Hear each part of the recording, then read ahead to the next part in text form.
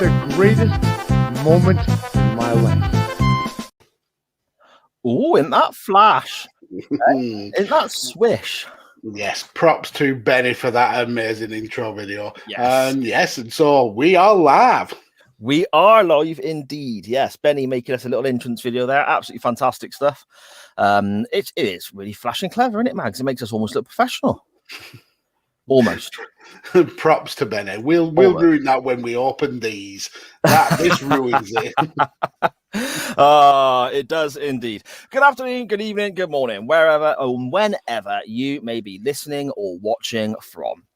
Thank you so much for joining us. This is Chain Wrestling Live with Mags and Sai via Radio Tekkers. I am the smiley, happy, grinning, ecstatic Sai. I won a poll this week. CM Punk has returned. All is good with the world.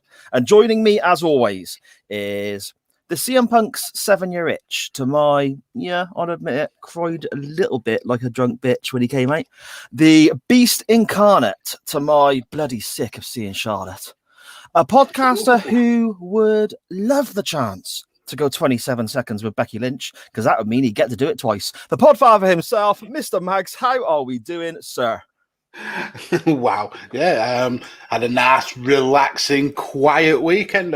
Definitely nothing of note to talk about. So we'll get straight into the non-wrestling topic, I suppose. No, it's been fucking hectic. I am literally working off about 6 hours sleep. It's just been a mad weekend from the minute Rampage started all the way through to now. It's just been brutal, but I've loved every minute of it. Well, that's it. You got I know you did a live reaction to NXT last night. You were recording prediction shows all weekend, and now obviously you're doing this with me. It's just you're just a content creating machine, aren't you, Mags? You just don't stop, mate. I enjoy it. I really do enjoy it, especially when it gets to like these big events. I mean, we have obviously got Rampage, then we have the whole Summerslam, and then Takeover. Yeah, it's everything I want in wrestling, and the fact that I get to create content about it as well. And then we have UFC, which I know a lot of there's not a lot of crossover with this show and 5 rounds, but yeah, it's just been a busy week. But the devil makes work for idle hands and all that. So there we go. Yeah, fair enough, mate. Fair enough. Well, very quickly, I suppose, touch upon a couple of the bigger headlines from the weekend, I guess, wrestling-wise. First of all, the most obvious, CM bloody Punk, Magsy. I mean, Kira Hogan. It's the bigger news from Rampage, surely. Oh, you're a tart, you. Go on. I'll let you have your time to fawn over your boy. God, 7 years I've been waiting for this, mate. The wife has heard about it over and over and over again, especially when a show was in Chicago. I'd be like, oh, what if Punk's coming back? And I convinced myself he was coming back, and then he wouldn't turn up, and I'd be all cross and angry. But what a reaction. What a pop from the crowd, and hearing Cult of Personality again, and just everything. Oh, absolutely fantastic stuff, mate. And it was, I couldn't have wished for anything more. As possibly the biggest CM Punk fan, I couldn't have wished for more. That was everything that I wanted. Yeah, and someone who have made it really clear that I'm not a massive Punk fan. I don't dislike the guy. It's just I was never kind of invested in wrestling when he was hot. So I don't have that kind of attachment to him. But the minute Rampage started and that crowd were chanting for CM Punk, I got goose pimples, because it's those kind of pops and those kind of reactions in wrestling that really kind of excite me. And I thought they were going to bring him out at last, really kind of do the WWE typical way of teasing the crowd all night long. But I think they actually played it really smart by having him come out first, because it would have kind of overshadowed everything else on the show. So it's kind of, let's get this massive pop out of the way. Let's get him to have his speech. I mean, the emotion he showed. The guy was crying on the way to the ring, diving into the crowd, hugging people. This meant the world to him. And I can respect that. I'm excited to see what he does on AEW. Maybe I'll catch the CM Punk bug whilst he's in AEW. So that's certainly a cool thing. But it didn't end there.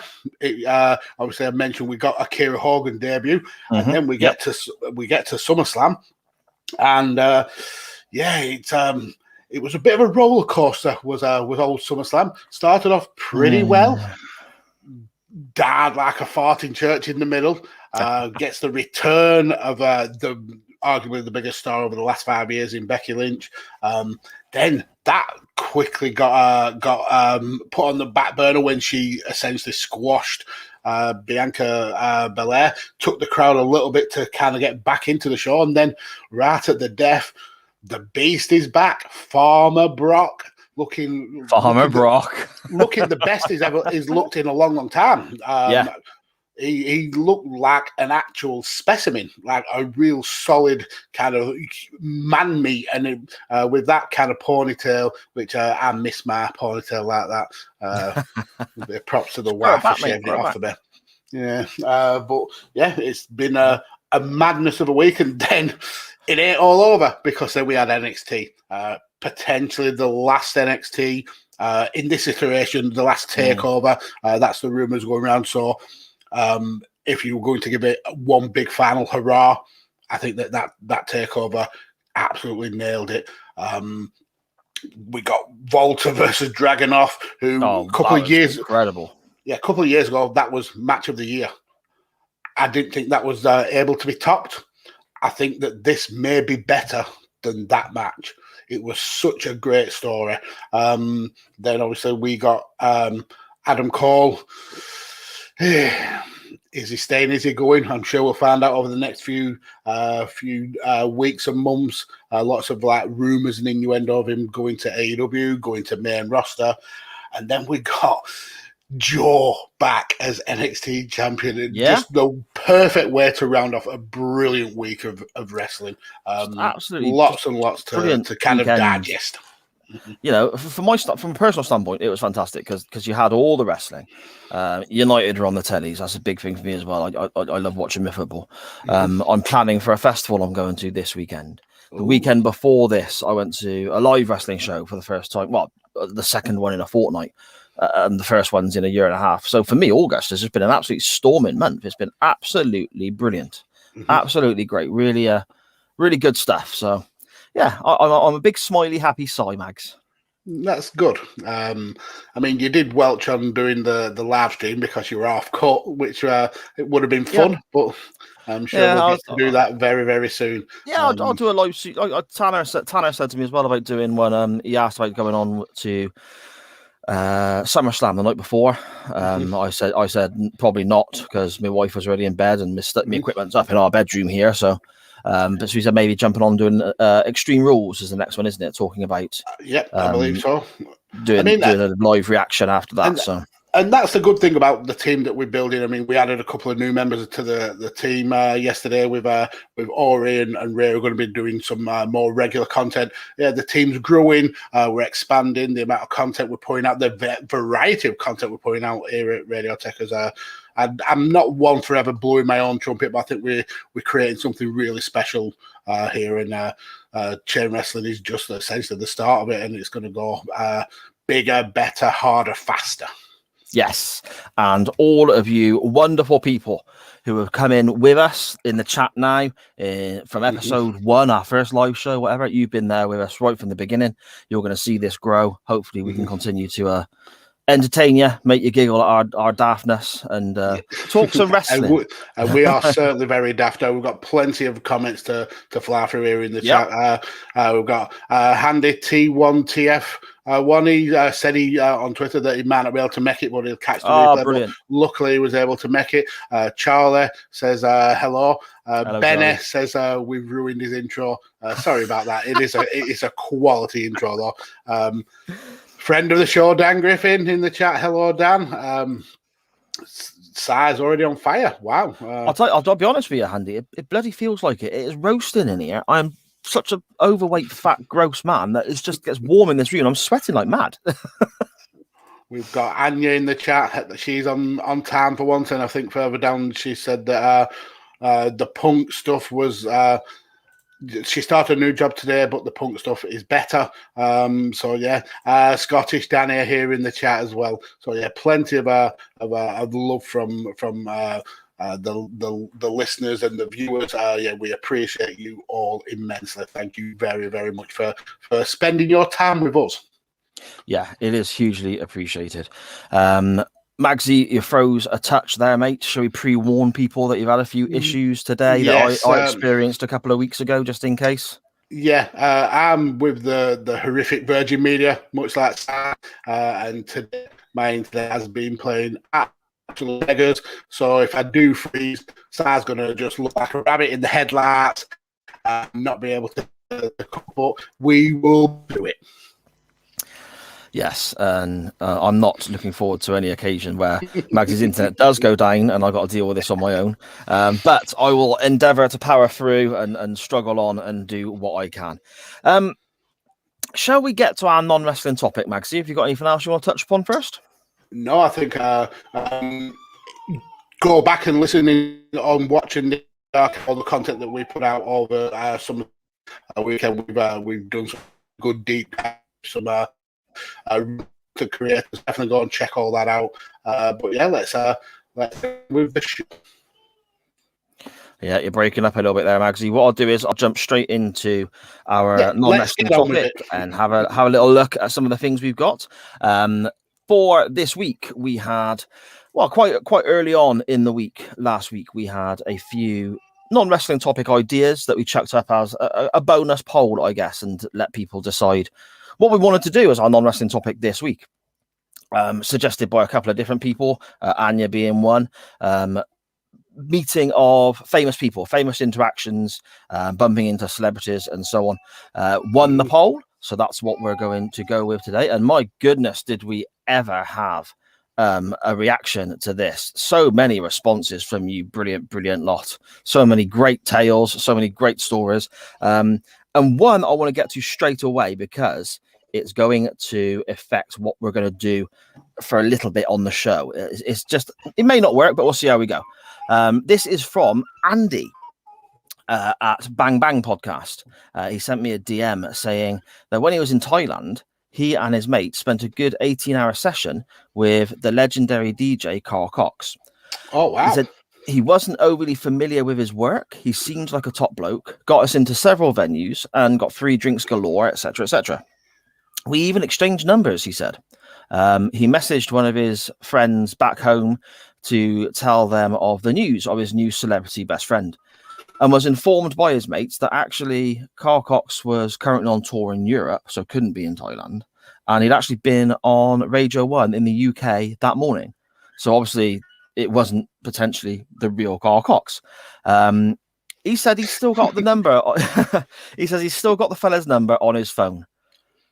So what I did, Mags, was I got that guy's number. So, and what I thought we'd do is just drop him a little text at the start of the show and just see if we get any response. Could be worth a giggle. So what I have got here, I'll cover the number up just for that. You can see Carl Cox. So a few question marks on my phone there.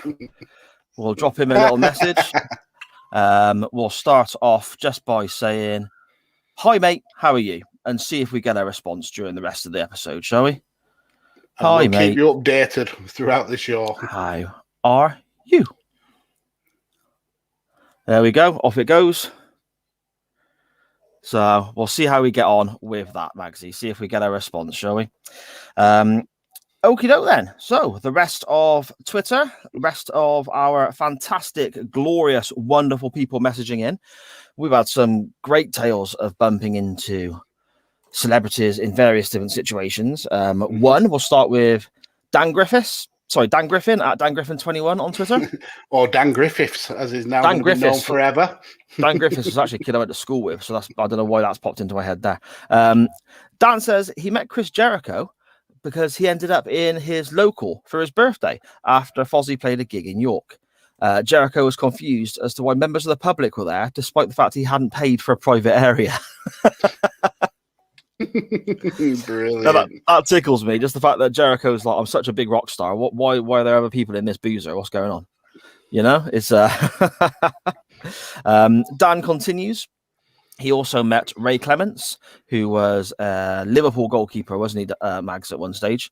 At the 2016 League Cup final between Manchester City and Liverpool, he was an absolute gent, gave his honest opinion about Mignolet, who was the Liverpool goalkeeper at that stage, and didn't even mind that his brother had never heard of him. And that's got to be slightly cringeworthy, hasn't it? When you meet a celebrity and the person you're with doesn't really know who they are, that could go one or two ways, couldn't it? That could be awkward, or, you know. Especially if you're the one fawning over him and they don't know why you're fawning over him. Yeah, exactly. Millwall Chris at Millwall Chris1 on Twitter said he once got his own name wrong when meeting a comedian. I had to ask, I need more information about this. And he basically said that when he met this comedian, the comedian's name was Rob. For some reason, he said, "Hi, Rob, I'm Rob." In response, well, obviously his name is actually Chris. So, I mean, what do you do then? Do you run with this and just decide, yeah, I'm going to be called Rob now for the rest of the evening, or what do you do, Maxie? Quite clearly, Millwall Chris got called out on his when someone said, "Oh, he said, actually, I'm really cold. Just be if you need it." That's brilliant. Yeah, you're breaking up again a bit there, Mags. You're going all robotic like I did the other week. This internet. I sounded like I was underwater the other week, didn't I? I was like, that's kind of what I'm getting across now. I'll just continue on with this. Our good buddy Benny Mac, who was live with the first edition of his new show on Twitch just before we came live. If anyone has the opportunity on a Monday before we start at 9, go and check Benny out there. You can see Benny Mac Gaming in the chat that everyone's in. Drop him a message, get his Twitch handle, go and check out his show, find him on Twitter and so on. Benny says he once met Mason Ryan of Nexus fame. Came out of the toilet and this former WWE wrestler was just stood in front of him and says, "Hey." Benny said he didn't know what to say. He was just kind of stood there. He couldn't think of anything to respond. So, I mean, Mason Ryan was a massive bloke as well, wasn't he? He was huge. He certainly was. He was absolutely a specimen. Yeah, so you can imagine just turning the corner and being greeted by that. You know, that'd be quite a shock. At the Matt Attack UK, our good buddy Matt Willis, our Radio Tekkers brother, he says, "I've been privileged to meet several famous people when attending BBC shows. He met Richard Osman. He signed his celeb shirt and wrote an autograph for his mum." Who's Richard Osman, Mags? He is from Point. Okay. Yeah. Yeah. Okay. I got you. He had many beers with Colin Murray and John Rawling in Lincoln. He had Josh Widdicombe, the comedian. I like Josh Widdicombe. He's great. He had his own show as well for a while, didn't he? Just called Josh, his own sitcom. That was quite funny as well. He bought Matt a double vodka and Red Bull in Soho. So that was a good afternoon, Matt says. And he also met the Paralympic legend Tanni Gray Thompson in Newcastle. She was a foul-mouthed legend. So I'm not familiar with that individual, but just the idea of meeting a celebrity and being took back by the amount of swear words they could potentially use tickles me. Millwall Chris continues. He says he's at a Millwall game in his friend's skybox, I guess. You guess skyboxes? I don't know. At Millwall, but it's sort of separate box away. And a comedian called Rob walks in. He comes over to him and says, "My two daughters say, 'Hi, I'm Rob.'" And instead of saying, "Hi, I'm Rob," I said, "Hi, Rob, I'm Chris." He says, "Hi, Rob, I'm Rob." So that's the explanation there to him getting his name wrong. I see Benny did ask in the chat, how'd you get your own name wrong? It was just, that's how it went, basically. So it looks like Magsy has checked out for the moment, potentially to try and get his internet sorted. So I'm afraid, wonderful people, you are stuck with just me for the time being. Please be patient. Magsy, you're back. I've reset my PC to see if that will help. I really do. On the other side now.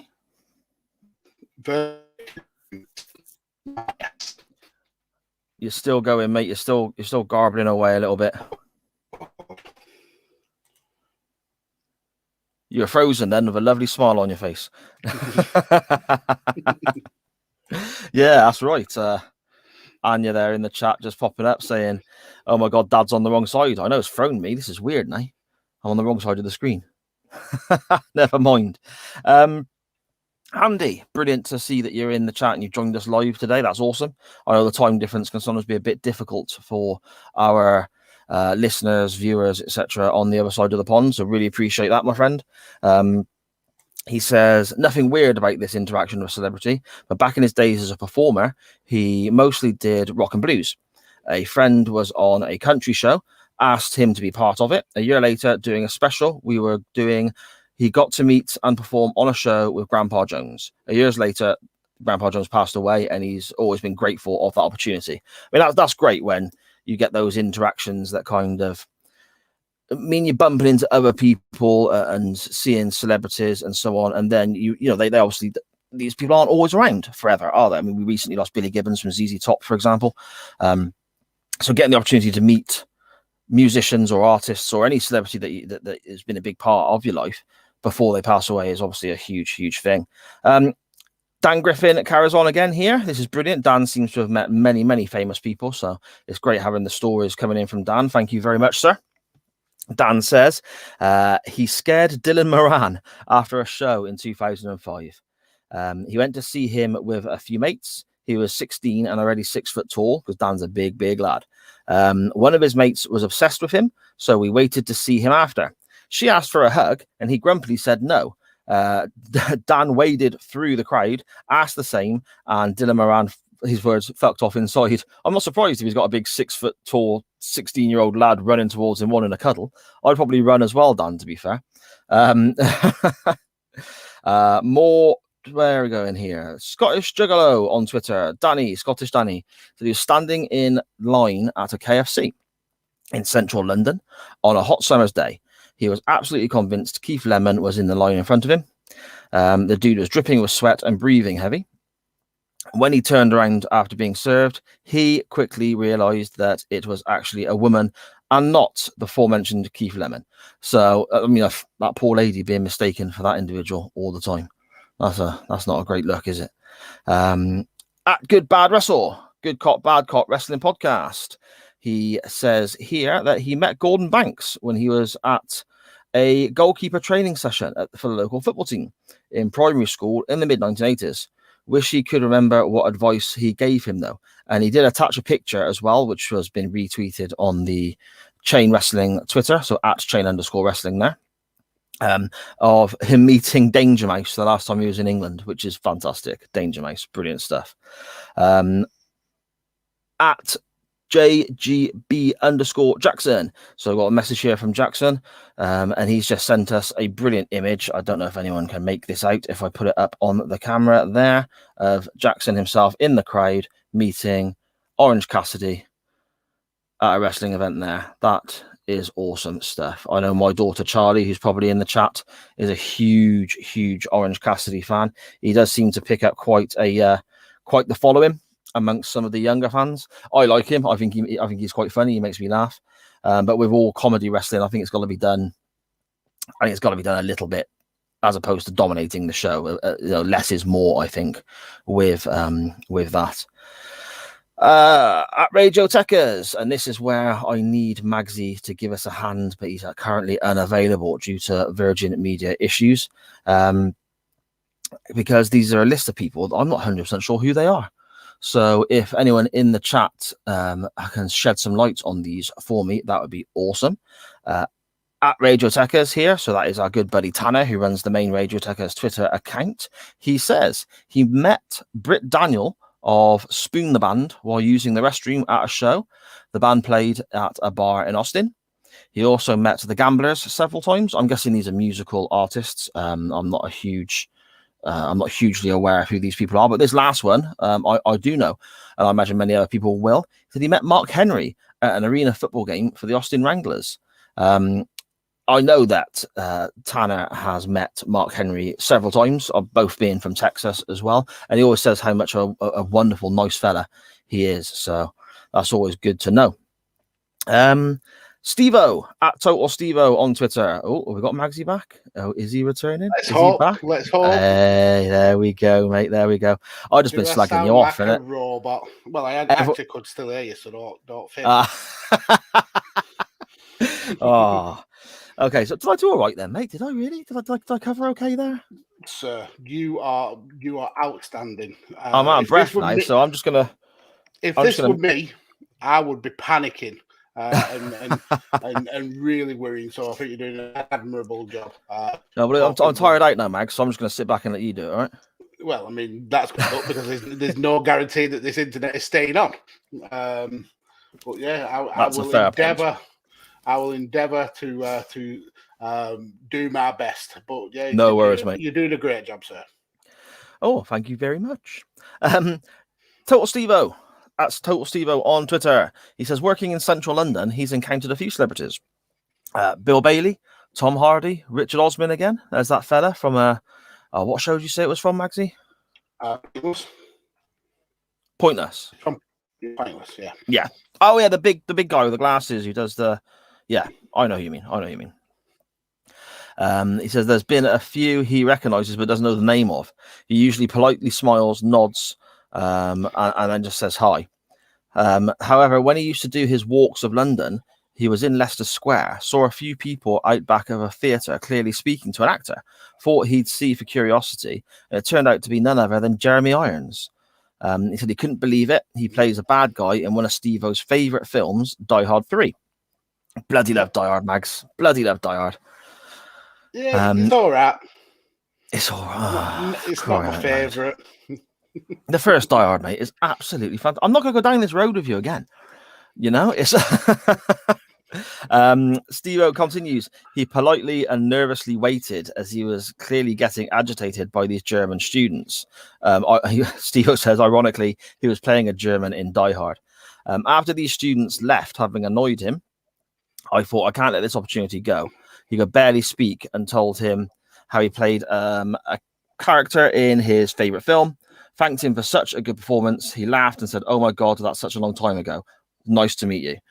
Steve-O walked off, barely able to speak, which I thought was, that's great. When you actually meet someone, when you meet someone who you do have, I suppose, for want of a better term, up on a pedestal, I guess. I mean, for me, there's certain wrestlers and there's certain musicians who are that way. When you actually meet them and they end up being really genuinely nice people, that's fantastic. Because you hear horror stories, don't you, about meeting these people and their assholes? Yeah, I mean, the Robbie Williams story shows just how much people can believe their own bullshit. Yeah, I mean, we're going to get through to that in a moment. I mean, I'm doing the same old prehistoric way, Mags, of scanning through pictures on my phone for this. I'm not. Yeah, that's the thing. I'm not technically savvy in that way. Dan in the chat. What does Bruce Willis eat an heroin Die Hard? No, it's a whisper, and it's a whisper gold as well. Just for context, I was giving Simon some lessons in technology earlier this week, and it was like talking to a 5-year-old child. I just don't know, mate. I just don't know. Little bits and bobs I'm okay with, you know. He believes that Bluetooth is witchcraft. Well, I don't actually believe that. I said that very tongue-in-cheek, but I still find it impressive that I can put little earphones in, play music on my phone, and walk around the house and not have to carry my phone with me. Because for a long time, I had a headset like this, for example, that would run, the big curly wire would run down into my phone. I'd often forget, stand up, walk off, and drag my phone off the table, with the big cable. So that's so Bluetooth to me is fantastic. I get annoyed when I start getting that voice though, low battery in my ears. That drives me mad. Especially if you've got a Chinese model and it's like please chargings. Yeah, that's annoying. That was brilliant because you broke up a little bit then as you said that. Yeah, so your voice your voice went robotic. That couldn't have been timed any better. At UTT Rob on Twitter, he was behind Harry Kuehl in the queue for a nightclub toilet. And Harry Kuehl was banging on the door, shouting about needing the dunny. And it's not even the only Harry Kuehl story we got. No. The very, very next tweet we received. Millwall Chris again here. He saw Harry Kuehl and his family this time, not waiting for a toilet though, at the Ice Age 2 premiere, and watched some weirdo follow him up and down the concourse, jump out in front of them, and take a picture. I mean, Millwall Chris says, why don't you just ask next time, you freak? By the way, it wasn't him taking the picture, he says. So Magsy's taking the longest sip of his drink there ever. Look at that. Wow. This internet. Oh, mate, it's so frustrating when stuff like that happens. Isn't it? That when I had it a couple of weeks back, oh my God. My wife said that on screen and talking and so on, I came across okay, but because she knows me, she could see in my eyes that I was absolutely seething. So Oh, I'm absolutely fuming with Virgin Media right now. Yeah, no worries, mate, no worries. We'll just power through. Anya, if you're still in the chat, she tweeted in earlier as well. She met Jamie Carragher. Oh, that's a shame for you. After we had both gone to the bathroom at a meet and greet. Apparently his zip was down. So what you're trying to tell me there is that Jamie Carragher, who I'm not a big fan of anyway, is wandering around in front of my, however old she was then, daughter, with his flies undone. Not impressed, Carragher. Not impressed at all. But then I suppose you did play for Liverpool, so.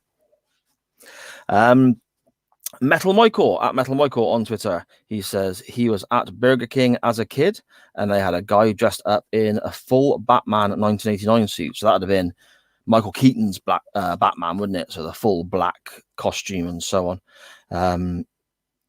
He said he tried to be friendly with Michael, but he scared the shit out of him, and he screamed and screamed. And when he tried to tip over his chair back whilst he was sitting in it, yeah, not a good look, that is it. I mean, it can be quite difficult, I suppose, because when you're young, certain things you should like, and certain things should be absolutely fine, and so on. But then for some reason they can terrify certain kids, can't they? I mean, I remember being absolutely terrified of I can't remember exactly what it was. It was like a plasticine bad guy on a certain TV show, and it was supposed to be just be a bit mischievous, supposed to be a bit not necessarily the evil one in this, but it was supposed to be a bit of a naughty character. But I was terrified of this thing, absolutely terrified. And they had toys of it and so on. I still to this day can't remember the name of it. I'll have to look it up for next week. We have more here from Andy at Bang Bang Podcast. He says he met Nick Knowles in a nightclub in Bristol in the mid-2000s.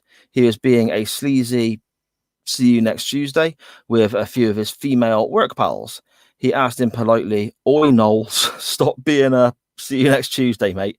And he did. So I suppose on one hand, he was being out of order, but on the other hand, he went along with a request put in by Andy. So that's great. So snaky Nick Knowles. That's Magsy there on the Radio Tekkers chat. I see now. Yeah, okay. Mags, is this the only way you can communicate with us now? I can see you moving about in the little picture at the bottom here, but obviously we're struggling to get you on to chat away. Can't sorry read your message. Brilliant. Can't so read your messages out in your voice. Nobody will notice. My Burnley accent is not good at all. I can. He's not here to sort of chastise me, I suppose, is he? So, I can say my wife, my knife, which is how Magsy says it, but that's about it. Any other words I struggle with. So, there we go. I'll tell you what, I'll leave Magsy to be in charge of the chat there if he can still hear me, because I'm clicking on stuff that he's clicking on and we're getting cross wires, I think. So I'll just leave him be for that. There we go. Andy at Bang Bang Podcast continues. He met John Nettles in a Plymouth Wimpy. John Nettles was Bergerac, I think. I think that was Bergerac. Yeah, I'm fairly certain. He met Leslie Grantham in a pub in Bath. Brilliant stuff. Old Dirty Den. Called the Saracens Head. He left after a fight broke out between two rugby teams. So, yeah, he went running. And he had a piss next to Daley Thompson in the centre court in Wimbledon. I hope you mean at the toilets centre, not just you and Daley Thompson whizzing on the centre court. Surely, I imagine, you'd be asked to leave if that was the case. Maybe not Daley Thompson. They might allow him to do these sort of things. I mean, he's a medal winner, isn't he, for Britain? Perhaps they'll turn a blind eye to that sort of stuff. I don't know, but there we go. When Casualty was being filmed in Bristol, Andy says he went to a karaoke bar and the entire cast were there. Oh, this is fantastic. He says he took the stage after Charlie Fairhead had done a bit of Elvis and Andy did a bit of Rod Stewart. Absolutely fantastic stuff. Seven from WCW. Yeah, very creepy dude indeed. I think I've missed a bit in the chat there. I struggle, to be honest. This is why I like Magsy being in charge of the chat when we're doing this sort of thing.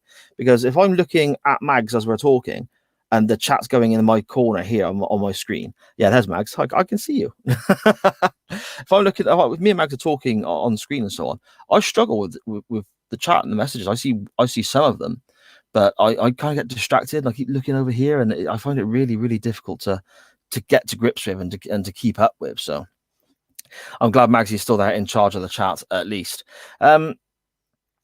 We have the Thailand story there. We've not heard back, actually, from Carl. Should I drop him another message and say hi again?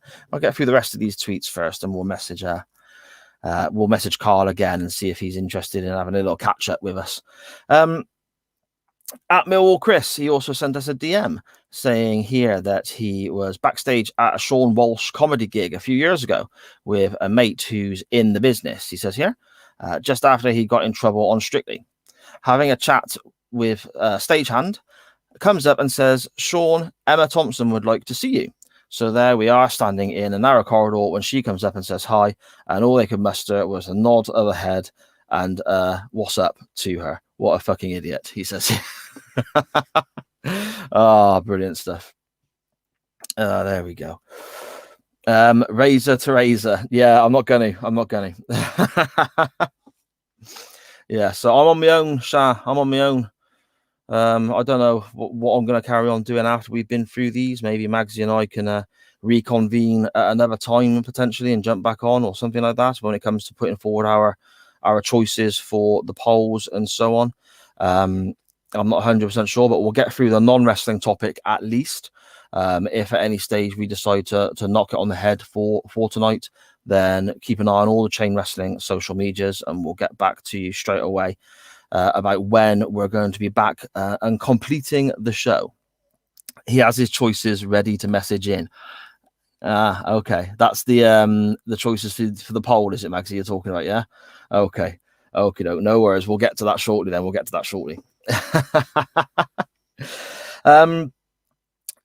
At Millwall Chris again. Bloody hell. Millwall Chris is nearly as bad as Dan Griffin, isn't he, for meeting all these celebrities here? Millwall Chris on Twitter says he met Carmen Electra at a screening for one of the Scary Movie films. I think it was number 3. Thought it was quite a nice photo, but when he looked at it, he is having to lean down towards her because she's about 5 foot tall. And she's leaning away from him, making him look like a creepy perv, which is absolutely fantastic, isn't it? That's brilliant stuff. Millwall Chris again. No, it's just the Millwall Chris show this week, isn't it? You know, thank you very much for all these stories, Chris. Absolutely great stuff, mate. Brilliant, keeping us entertained whilst I stumble through on my lonesome, on my solo. Again, I apologise for you being stuck with just me. And me sort of stumbling through what I'm trying to do here. This is the first time I've ever done anything like this. It's a little bit intimidating, I'm not going to lie, but I'm going to do my best to get through everything for you. And then I imagine we'll get straight on to our options for the poll. And then I'll probably leave you this evening if Magsy doesn't rejoin us soon. Millwall Chris says he was out drinking with the comedian Kevin Bridges. And he was talking to if he was talking to someone and he was bored, tired, or they were talking crap, he would simply say, no problem, just go have a word with my manager, and then point at Millwall Chris. Unfortunately, he points at me, and these women girls just start asking him loads of questions. So, yeah, stitched up there, completely stitched up by Kevin Bridges. Oh, he's still about, surely.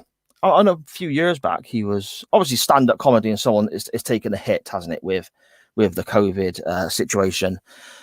and you see a lot of these stand-up comics who normally appear on like the Comedy Store or do their tours and so on. They're popping up with their own sort of panel shows, I guess, to keep the money coming in and keep going through the pandemic. But there are certain comedians that I think were absolutely massive going back a few years, and they've just kind of vanished. I mean, Kevin Bridges, is he still going? I'm not sure if anyone in the chat knows if Kevin Bridges is still performing anywhere, because I remember he was absolutely huge for a while, performing in places as big as the NEC and so on. I don't know if he's still about.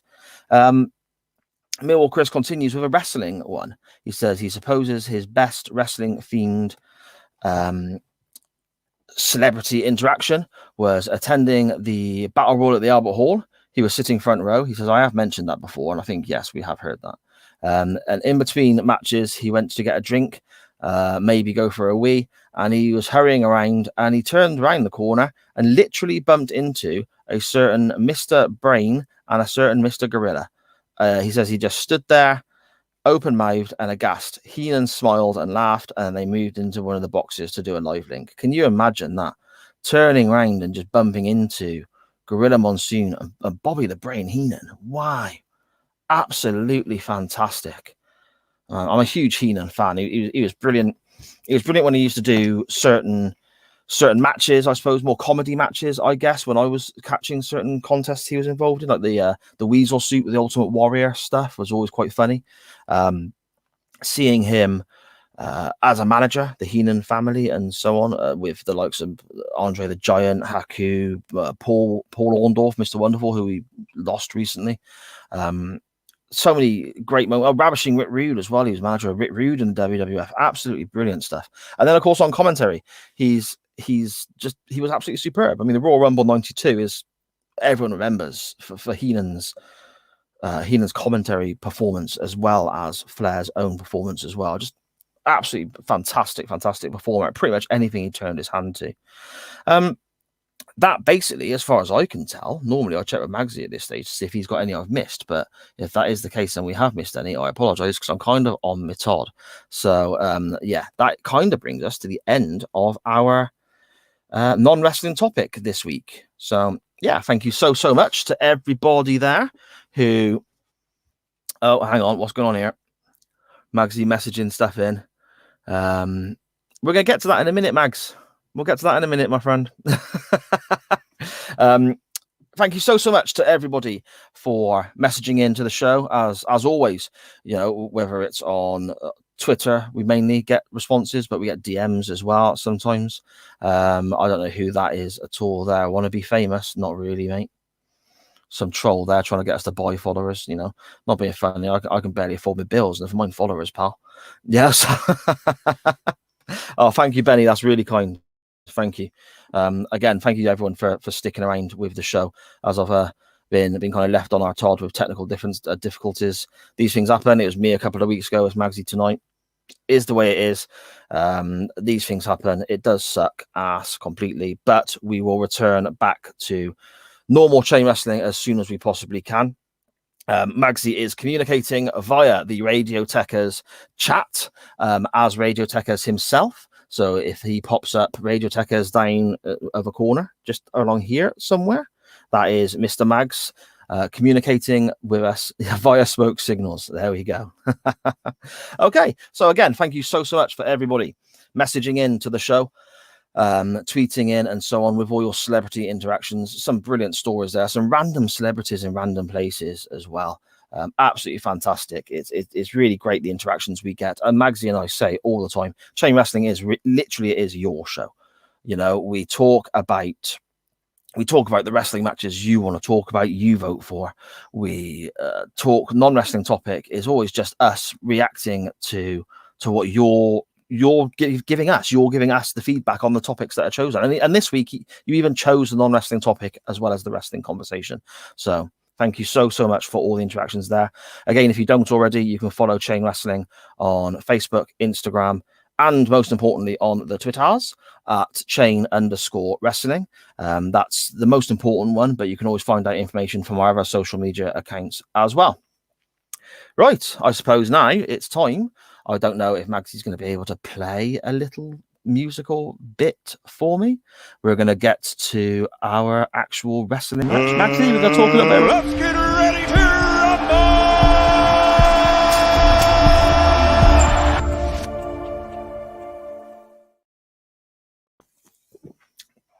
Oh, you're back a bit quicker than I thought. Okay, that was good. Brilliant. It's good to see you can still bring these little things up there, Mags. That's awesome. Brilliant stuff. Okay, winning the poll this week was me. I won the bloody poll. Me. And it was potentially the greatest WrestleMania contest of all time. It was a three-way poll because me and Mags were also talking about the North American Championship ladder match from NXT a couple of years back. My wife was also in the chat saying about how much she loved that match and so on. So we decided, okay, we'll have a three-way discussion. Magsy's option was the Vengeance 2002 Triple Threat main event, which is a great match. I actually went back this week and had a little watch of that, just purely because I only remembered it because Magsy put it forward. So when it didn't win the poll, I was like, I'm going to go watch it anyway because it is such a great contest with The Rock, The Undertaker, and Kurt Angle. The ladder match did well in the poll too, but not well enough. The winner was Shawn Michaels versus The Undertaker at WrestleMania 25. One of my favorite wrestlers of all time. I've said this over and over and over again with Shawn Michaels, and I think this match shows us. Don't get me wrong, The Undertaker is absolutely superb as well, absolutely brilliant. Of course he is, but I think this match shows Shawn Michaels at his best. I mean, there's two sides to Shawn, as we all know. There's the fantastic performer, there's the incredible in-ring talent, there's the Mags cosplaying as John Cena. Yes, we can't see him. Yeah. Coincidence, Magsy disappeared. Yeah, when I won the poll. Interesting, isn't it? Mags hiding from the shame of defeat. And there's a little middle finger from my wife there because her selection didn't win. I apologize, Sharon, but 50 odd votes this week and mine just went out. But I rewatched that match. He's back. I'm going to try one last time. Brilliant stuff. Let's see how we go. Called a coward. I was actually glad that this match won because it's a fucking amazing match. It is absolutely brilliant, isn't it? Yeah, absolutely. I mean, I did vote for Sharon's pick because obviously that was a great pick as well. But I'm glad your pick won. Yeah. It's nice to actually win. I'll tell you what, I've been moaning about not winning the poll. I recently updated our little spreadsheet, Magsy, where we keep tabs of what topics we've already covered, what matches we've already covered, what matches have gone in the poll and lost. So I think that information can be quite important. The longer we go on doing this show, the more episodes we do, we don't want to keep putting the same stuff up and so on. I actually only lost 2 polls before winning this one, so it wasn't as bad as I thought. And this is actually the first time that I've lost a multi-person poll. Every other time we've done more than one pick each, I've won every single time. Oh, okay. Yeah. Oh, there you go. Look, all good things come to an end, I guess, mate. Yeah, like this fucking show if it carries on with this internet. The 25th anniversary of WrestleMania, then. Mm. That was a screw up on their part, wasn't it? And they said it all the way through the night as well, and it fucking annoyed me because you don't celebrate your anniversary on the very first day. It's the year after. So this was the 24th anniversary, and it's annoyed me so much that this is what I called the show. Well, actually, it's the 24th anniversary. Yeah, I noticed that. And I got a kick out of that when I saw the name you'd given the episode. I thought that was brilliant. The video package at the beginning of this WrestleMania 25, talks about it being the 25th anniversary. Howard Finkel, the ring announcer, talks about it being the 25th anniversary. It's like, how can you make that mistake? How can you get that wrong? Michael Cole does it. Jim Ross does it. Shawn Michaels does it in the promo for this match. He mentions it time and time again. It's the 25th anniversary. It's not. It's the 24th anniversary. Oh, it's annoying. Oh, just absolutely ridiculous. Absolutely ridiculous. The 24th anniversary of WrestleMania, so WrestleMania 25, originally broadcast on April the 5th, 2009. It comes to us from the Reliance Stadium in Houston, Texas. Bloody massive place because it's over 70,000 people there, which is always brilliant to see. Yeah, absolutely packed. Did a huge numbers on pay-per-view buy rates and so on as well, close to 1 million there, which is, when you think how much these pay-per-views are, that's a lot of money. So many great names and great matches throughout this whole show, to be fair, but one in particular stands out, and it is this one to me. This match, Magsy. I mean, we'll get general thoughts first, I guess, looking back.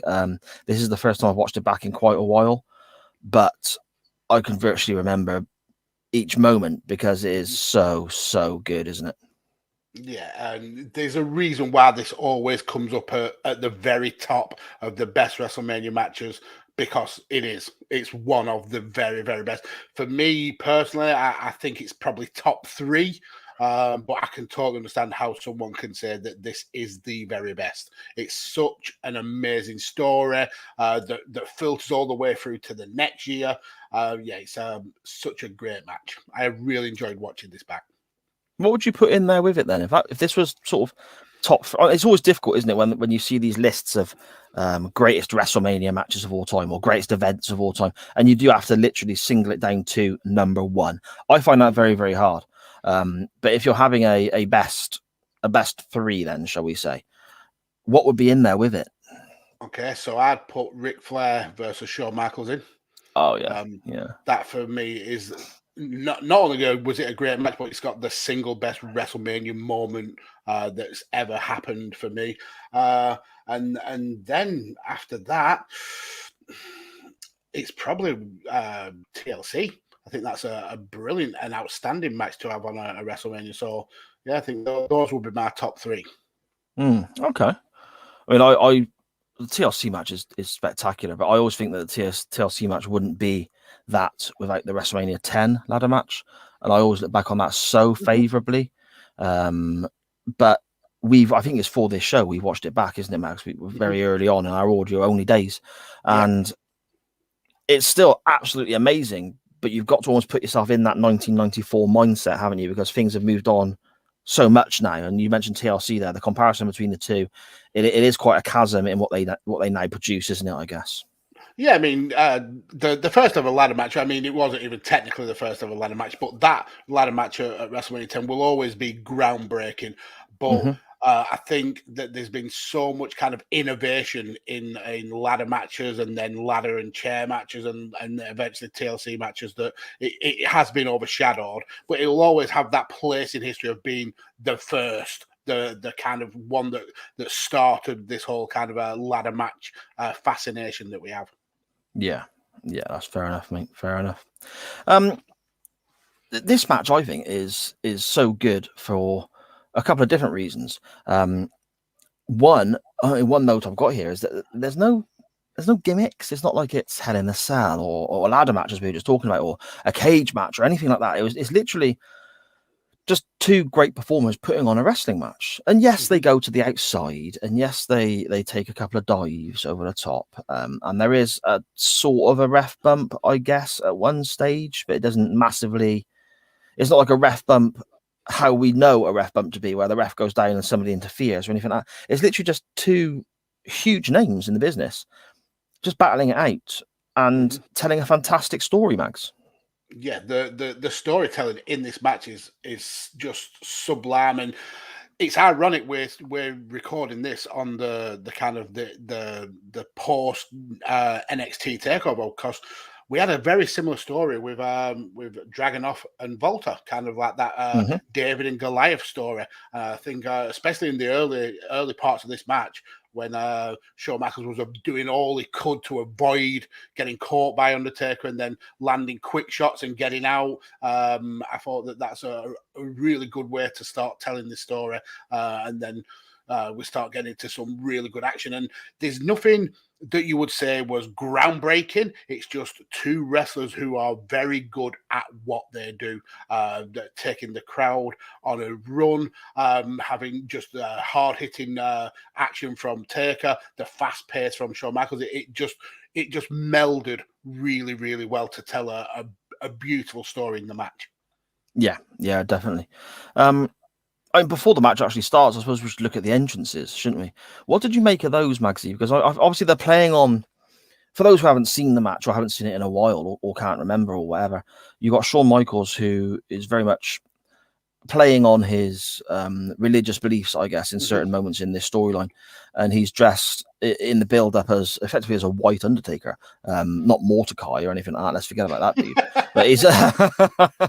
But he's like got the cowboy hat, the Undertaker hat, and it's white, and the long coat and so on. And in this instance as well, he's got the same get-up back, and he comes from the ceiling as though he's like coming down from heaven. The Undertaker coming up through the floor is just great no matter what. To me, that's the Undertaker coming up from the floor. Actually, they're leaning towards it. The Undertaker coming up from hell, I guess. But the Shawn Michaels coming down from heaven thing really was on the nose. It was really, this is what we are doing with this. Yeah. I'm not too sure how well that sits with me. I'm not quite sure why, but I'm not quite comfy with that. Yeah, I mean, if you go back to the promo video, this is all about Shawn Michaels being happy with himself, forgiving himself for all these kind of past transgressions, and wanting to get back to being Mr. WrestleMania instead of being the guy that he's been for the last few years. He wanted to essentially defeat the demon. He saw Undertaker as his equal. Taker was 16-0. This would have been Shawn Michaels' 16th WrestleMania. So the stars kind of aligned, and then we get Undertaker getting involved, and he's saying, "Look, your path to heaven has to run through hell." And yeah, it's very much a play on religion, kind of on the nose. I understand that, but this is WrestleMania. You go big or you go home. And this intro certainly did go big. Yeah, definitely. That I'm not sure that would be awesome. Scottish Danny, HBK is. I think it would be. I absolutely think it would be. He went on to Kevin Fertig or Fertang or whatever his name is, isn't it? He played Mordecai. Fertig, yeah. Yeah, and he went on to be the vampire dude in ECW, didn't he? Was it Kevin Thorne? Yeah, with that lass who was with him as well. Shawn Michaels as a vampire would be quite cool, because that'd just be weird, wouldn't it? a wonky-eyed vampire. A wonky-eyed vampire, yeah. He'd be biting your ear instead of your neck, so you can't quite get it lined up right. Again, we come back to the story they tell. I think that's the segments in this match that it's almost like you can take these different stories, 2 or 3 of them would work in separate matches, but they're using them all in one match.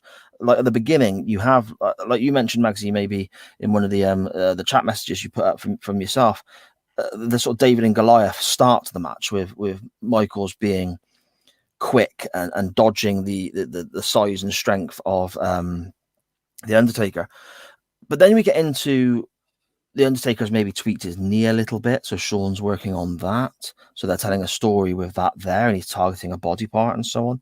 And then we also get into another sort of storyline thread running through the match that they're both hitting certain moves and can't believe the other guy is kicking out. For example, the sweet chin music, and the Undertaker obviously has a few, doesn't he? The choke slam, the last ride, and the tombstone itself. Hell's Gate, yeah. And it's like their opponent always seems to literally like 2.9 seconds the shoulders up, you know, and those 3 different sort of threads running through the match, I think really make it what it is. Yeah, I totally agree. Again, it's like taking the crowd on a roller coaster journey. I mean, you won't get many false finishes as close as you see in this match. I mean, they're literally the ref's hand is millimeters away from counting the 3 when you get the kick out. It's so well done, and we even get stuff that you never really see. I mean, you don't ever see Undertaker being that frustrated that he's willing to attempt his opponent's moves. I mean, the attempt at the elbow drop, the Shawn Michaels style elbow drop, it's just something that it makes your jaw drop. It's that good. Then the figure 4, which Undertaker turns into the Hell's Gate. I thought that was done so well. There's a few things that kind of don't pull off as well as they could. I think Shawn Michaels' moonsault to the outside, that looks rough. Yes. I don't think he doesn't kind of get that kind of smooth flip, and Taker doesn't catch him, so he lands pretty solid. And then there's the cameraman spot, which is, I think you said it was Juice from Juice and Domino. That was, I believe, Scottish Danny. If you're in the chat still, Danny, I think you are. Yeah, I had no idea that, first of all, that cameraman was him. And then secondly, that he's also Jimmy Snooker's son. No Sim clue. Snooker, I think it's called. Yeah. I think. How did I miss that? I mean, there's a lot to unpack in this, so you can't really be blamed for that. But I think that was a little bit of a miss. I think maybe if he was perhaps a bit closer, he would have been able to catch the Undertaker. But saying that, I think they add to the kind of mystique of this match. The fact that it wasn't perfect, the fact that everything wasn't smooth, it really added to the story that these were 2 guys trying to beat the living piss out of each other. Yeah, exactly. And I think sometimes when everything is perfect, as you say, and it's smooth, and it's like some matches you get in Japan, for example, everything is hold for hold. It's absolutely amazing, and so on. It's incredible to see these guys performing at that level, but it almost comes across, I suppose. I suppose you see like the famous clip of Ospreay and Ricochet, don't you, doing all the somersaults in and out of each other, and that starts them, and so on. It's incredible, amazing. Visually, it's unbelievable, but it doesn't look like a fight. No, it looks like a choreographed dance routine, effectively, as great as it is. This, like you said, Mags, looked like a fight because it was a bit rough around the edges. And you can tell that they thought, this is the 25th anniversary of WrestleMania. It's massive. They put that little bit of extra effort into everything they did. I mean, the choke slams were the best that you've seen Undertaker do in a decade. How high did he go for that one? The last rides were the best you've seen him do in such a long time. The elbow drops, everything had that little extra couple of percent to show that this means so much. I mean, there's even a point where we get the skinning of the cat, very much a greatest hits of Shawn Michaels, and he gets hold of Undertaker's head with the legs. It's just such great chemistry between the two. They really did work a brilliant match, and it was so entertaining. It was absolutely fantastic. I don't really think there's much else more that I can cover here, Magsy, other than going to the finish. Really, we've talked about the near falls, we've talked about the fantastic back and forth between them. You also got Undertaker going over the top rope. That was mental, wasn't it? I mean, that image is iconic. The way and whoever that cameraman who got that shot, you are a god of cameramen, because it's such an amazing shot. But yeah, going towards the end, we see Undertaker really trying to nail Michaels with the tombstone. There's one where Michaels is able to counter it into a DDT, which I thought was brilliantly done. Yeah, it was so damn good. And then obviously we get the point where he's going for another moonsault, this time in the ring, and to catch a moonsault in the position of a tombstone. I mean, these aren't young guys. We're not talking about 25, 30-year-old Slav athletic wrestlers. These are guys getting on in age. And they were. It's funny you mention that. Obviously, I tend to watch these matches back with Charlie, and she sat there with me today, and she actually asked, "How old are the Undertaker and Shawn Michaels now, and how old were they when this match happened?" And they're both the same age. They're both 56 now. So that places them at like 42, 43 when this match happened. Now, Michaels is what? 215, 220, 225, something like that in weight. And he's 6'1", and he's not floating towards the Undertaker. There is some zip on that moonsault, and the Undertaker has caught him in midair. How easy would it have been for Taker just to stumble backwards or lose control of that? That's incredible. Yeah, and again, this is not a Taker from the early 90s. This is a Taker who's got multiple long-term injuries, and a guy who has to often take long periods of time off to recuperate and build himself back up for matches like this. For them to be able to put this half-an-hour clinic of a wrestling match on, it's phenomenal. Absolutely phenomenal. Yeah. We're about to date.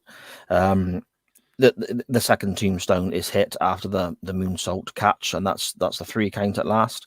I know who won this match before I sat down to watch it, of course. I can remember what went on. I can remember certain near falls, but the near falls were that good. I was even sat there with a couple of them going, "Oh," because they were that close, even though I knew what was going to happen, which is to me a testament to how great they are. Charlie again watched the match with me. I don't believe she knew who won this before we sat down.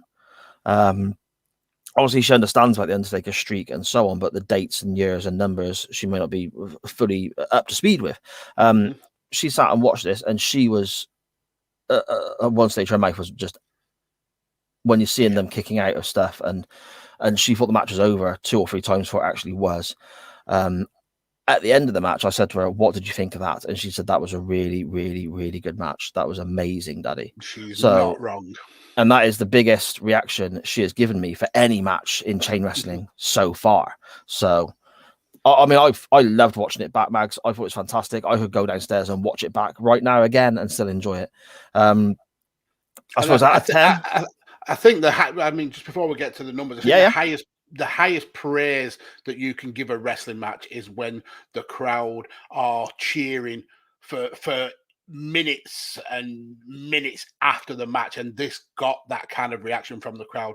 Even once Michaels had left and Undertaker had paused, they were still getting huge reactions. And Jim Ross, I think it was Jim Ross, said on commentary he was honored to have seen a match like this. And do you know what? I can fully agree with him. I was honored that this happened in my lifetime. That's just absolutely shocking and such a privilege that we've been able to watch this match. Yeah. Sharon, my wife there, saying I then made Charlie watch HBK versus Bret Hart from WrestleMania 12. I didn't. Not quite. We watched the intros with Sean sailing down, and then there's a thumbnail on the network that says skip to the last 5 minutes. So that's just what I did. That match was short, wasn't it, for a WrestleMania match? Yeah.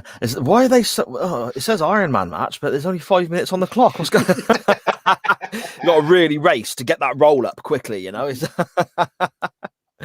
So what do you reckon then, Magsy, out of 10 for this one, bud? Where do we stand? I'll tell you what, whilst you're having a little think, I'll have a look what the highest rated matches we've currently got are, shall I? Well, I've actually got that open as well. In that case, I won't bother. I'll go with you. So between us, we've only ever given one 10 rating, and that was me to Flair versus HBK, which I mentioned earlier on. Yeah. You've give a 9.5 to that match. You've give a 9 to Angle versus Eddie. So Razor versus HBK got a 9. Cena versus Punk from Money in the Bank 2011 got a 9. So there's quite a few matches where we're razor thin in how close we and we're very generous as well, aren't we? Yeah, all those 9s. I mean, there are some turds in this punch bowl. Sting versus Men both got a 2. That was terrible. Steiner versus Booker, obviously the opener, got a 5. Nikki versus Brie got a 4.5 from me and a 5 from you. You were very generous that day. DX versus the Brothers of Destruction from Crown Jewel both got a 3. So we do give matches shit when they deserve it. This one definitely does not deserve it. This one deserves all of the praise. And if I would count this in my top 3 WrestleMania matches, it has to be very, very close to HBK versus Flair. And I don't think dropping it half a point is, I don't think that's fair. So I'm going to have to give my second ever 10 rating. I'm going to have to give this match a 10. Oh, why? Okay, a 10. Oh, see. I'm going to go a little bit lower than that. I am, mate. I am. I got 9.5 written down here. I don't know why, but I just can't. I can't commit, because if it's 10, it's absolutely perfect. Unless of course we start messing about like old Shagger Dave Meltzer and on his 5-star rating start giving things fucking 6s and 7s like some sort of retarded mathematician. I don't freaking know. It's that thing of 10 has to be perfect, and this is so close to being perfect. But I think there must be a match out there better. There must be. So I'm going 9.5. I can see your understanding, but for me, 10 doesn't necessarily mean it's absolutely perfect. I don't think there's ever been a wrestling match that is absolutely perfect. I think the closest I've seen is probably Omega versus Okada 4. That's the match that's took me on the best journey. But I don't feel that dropping something half a point at the end of it, that's a lot of a percent. That's 5 whole percent. And I think that this match was better than 95%. So for me, really I'll always round up and give this a 10. Yeah, it's got to be a 10. Maybe I'll go 9.75 then. Can I start doing that? 9.99665 recurring. We got a little bit in the chat here. Scottish Danny, I just brought up there saying it's an 8 from him. So that's and that's horrific. I always appreciated Danny's input. I thought he's really kind of level-headed. Clearly, he's not. So we will not be accepting any more comments from Danny. You are hereby banned, sir. Danny, don't listen to him, mate. I mean, it shows the subjectivity of wrestling. What we enjoy, not everybody else has to enjoy it to the same level. I'm sure there's matches that Danny thinks knock it out of the park that we would pick fault in. That's the joy of this wacky business of professional wrestling that we all love. Yeah. Dan Griffin says it's a 9 for him, but Michaels versus Taker the following year gets a 9.5. Now that is interesting, because most people say that one. The general feeling, I guess, is that one's not quite as good, but I enjoyed both. So yeah, I enjoyed both. I mean, I don't want to telegraph in case it gets brought up in a pick pretty soon, but I think it's close between the two. For me, I favour the first one, but I think it's close. Yeah. Sharon, my good lady, says it's a 10 from her, and she also says that I'll turn that one off, Mag, sorry. Also says that she agrees with you. It's emotions and storytelling. Spot on. And here we have Anya saying she's still mad at the scores for the Bellas match. Well, I'm sorry, Anya. We can drop them if you like, if you feel that we were too generous. It was shite. When we're reviewing as a wrestling podcast, which we are, don't let anyone tell you otherwise. As a wrestling podcast, if we're reviewing a wrestling match and the best part of that podcast episode is the editing that we put into the music at the beginning, the match is crap. Okay, even the entrance music was horrible. That brain mode, it sounded like me earlier on in the show. That was me trying to talk early on in this episode. Danny's coming back to say, to be fair, Great Khali versus Undertaker from 2006 is one of his favorite matches. I mean, I don't think wrestling's for you then, Danny. Danny, you're in luck, mate. That's where I'm going next week. No, it's not. It's not. Great Khali saves the world. Yeah, there we go, mate. There we go. Okay. Again, everyone in the chat, thank you so much for your interactions there. And I really enjoyed that as well. That's something I hope we can continue in the coming weeks, where people give us their ratings out of 10 as we discuss our ratings out of 10, Magsy. I really enjoyed that. Great. Our good buddy there, Benny. Yeah, definitely. Benny says, if there is a perfect wrestling match, maybe this one is the closest to it. I agree. Perhaps you're right. Mm-hmm. Perhaps I'm just, I don't know. I mean, I should be happy. I won the poll. CM Punk's back. I don't know. I was a little bit, maybe I was a bit negative, but there you go. I've gone with it now. Mags, where do you want to go next week, my friend? I mean, there's an obvious place to go in there after this. I think we should travel 12 months down the line. Oh, okay. I mean, some huge matches at WrestleMania 26, the actual 25th anniversary of WrestleMania. There's a blindingly obvious pick. But I'm not going to pick that blindingly obvious one. I'm actually going to go with Chris Jericho defending the World Heavyweight Championship against Edge at WrestleMania 26. So my link is WrestleMania, and I'm going to go with Jericho versus Edge. Okay. I don't remember that. Well, that's quite interesting. Then vote for it in the poll and you'll be able to remind yourself of what happened. Maybe I will not do that. Okay, so Edge versus Jericho from WrestleMania 26. Okay, interesting. Battle of the Canadians there. Yeah, good stuff. My link's quite straightforward as well, actually. I did toy with going to Taker, Shawn at WrestleMania 26 because, again, like you said, it's a natural, a natural progression. We'll see. He's going to dive into some AWA that nobody's ever watched, that no one's ever good. That's what ruins it for Sar. He tries to be too kind of meta with his wrestling sometimes. I think sometimes that. I mean, this match here, everyone's seen this. It's interesting. I think it's got revisiting shows that maybe had been lost in the depths of the WWE network or YouTube or something, and watching matches that we've never seen before, and you don't know whether it's going to be great or bad. I think that's part of the beauty of this show. I also think, running through our scores recently, Max, all the nines we're talking about and some great matches, we should do what we did back in the audio days, and both of us purposely some week in the future pick some shite to decide between. Because I think that could be quite interesting. I think we actually should do an episode where all the picks come from the viewers, and they have to be terrible matches. Interesting. Okay, maybe we'll do that next week, and we'll see where we go next week, and the viewers can pick. And that'll be really good for me, to be fair, because the last couple of weeks I've totally forgotten to choose a match to link to, including this week. until you say where we're going next, and you're like, fuck. Yeah, and literally until this week. And what I normally do in those situations, it's probably happened 3 times now. And what I normally do in those situations is I wait for you to start talking about the match and discussing things, and then I'll bring my phone up on the sly and have a little look. Where can I go? Okay, that'll do, and I'll wrote it down. But I couldn't do that this.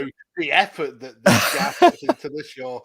I couldn't do that. I couldn't do that this week because I was on my own for a little bit, and I'm thinking, shit, I haven't got a selection. I haven't got a link. But I've got one. I should have not come back on the screen then. Should have left you to your own devices. Maybe. I've got one, and it is another stormer of a wrestling match that I imagine most people have seen. And it's quite apt this weekend with regards to comebacks, because obviously Punk has come, Punk's come back, Becky Lynch has come back, Brock Lesnar has come back. So it's a weekend of comebacks. So why not continue that mindset on your Monday night delight of chain wrestling here with another fantastic comeback with Shawn Michaels being the link. I'd like to go back to SummerSlam 2002 and watch another barnstormer of a match from Mr. Heckingbottom and visit his comeback after 4 years out with a bad back. The street fight against Triple H and Shawn Michaels at SummerSlam 2002. It was you, Hunter. All that good stuff. Yes, that's a great pick. 2 great picks there. Going to be hard for everybody to choose between them. So definitely vote on the poll, and then I'm sure next week you'll hit us with some terrible matches that we'll have to suffer through. We'll communicate during the week, Mags and I, and see how we're going to. Yeah. Why do we say this stuff knowing we have to follow through? Yeah, it's got to link and it's got to be awful. But we'll bring that out on the social medias next week when we know who has won this week's. That could be very, very interesting. Yeah, Magsy, I think that's it for this week, isn't it, bud? It certainly is. And before we get to the socials, I want to thank you for absolutely killing it all the way through this episode. I know, and this is a bit of a peek behind the curtain, I know how kind of nerve-wracking this has been for you going live and doing stuff like that. You smashed it. You absolutely smashed it. You really had a good showing, and you rescued the episode. It's as simple and clear as that. Virgin Media tried to kill us, and you rescued it. And I'm ever so proud of how well you managed it. You absolutely nailed it. Well, that's really kind of you to say, mate. I appreciate that. But ultimately, it's down to the brilliant people in the chat and the brilliant people who tweet in, our listeners, our viewers, whatever. I'm sick and tired of saying listeners, viewers, watchers. We need a name for our little group. We'll have to think of a name for our people. That can also be Paul. What can what can you give us suggestions? The viewers call themselves. Yeah, that's right. But it's all down to you guys in the chat, on Twitter, on social media, and everything. Oh, thank you, Anya. That's lovely of you to say. I love you too, sweetheart. Pimple dick. I ain't sure about. No, absolutely, you are not pimple dicks at all. No, definitely not. It is all down to you guys. This show is such a joy to do. Such just all of it. Thinking of the links we're going to, the non-wrestling topics, the interactions we get, and then of course not just the show itself. We're interacting on social media with you guys through our own personal accounts as well. And I like to think that via this crazy world of sweaty men in tights pretending to punch each other, we've actually made some great friends online as well. So that's brilliant stuff as well. Magsy, do you want to let everyone know whereabouts they can find you? Yeah, you can find me in my non-robotic form, typing words out on the Twitter, down here. This is good for the audio bit, but down here at Podfather Mags. Hopefully next week these issues will have gone away, and we'll be back to the amazing chain wrestling episodes that we know and love. And again, I want to just nail what Sarah said. This show is all about you guys. You are so much a massive part of this show. I'll never ever be the kind of person who blow smoke up their own arse and think that we are popular or that we are better than people. You are just as important to this show as we are. So thank you very, very much. We will always appreciate that. We will indeed. We've got a couple of suggestions very quickly before we go in the chat, Magsy, for names for our troop, I suppose. The Anti-Shagger Dave crew. Sharon pipes up. Chain Wrestling Nation. Quite like that. Oh yeah, the Chain Gang. I mean something different. I know. Scottish Danny again with We Are the Road Crew from Motorhead. Oh, he's just trying to play the hits now because he knows how much I bloody love Motorhead. Yeah. Buttering you up, the lemons, and it works. It works. Okay. You can find me at SJP Words on Twitter. Most importantly, you can find the show on Instagram, Facebook, and Twitter at @chain_wrestling, where on Twitter you will find this week's poll in the next couple of days, where your options for next week are Chris Jericho versus Edge at WrestleMania 26 for the World Heavyweight Championship, Maxie. Correct. Or Shawn Michaels versus Triple H in a street fight, non-sanctioned match, whatever the stipulation was, a bit of a brawl. SummerSlam 2002, Shawn's comeback match. Yes, another Shawn Michaels match. I love the guy. What can I say? Again, follow us online.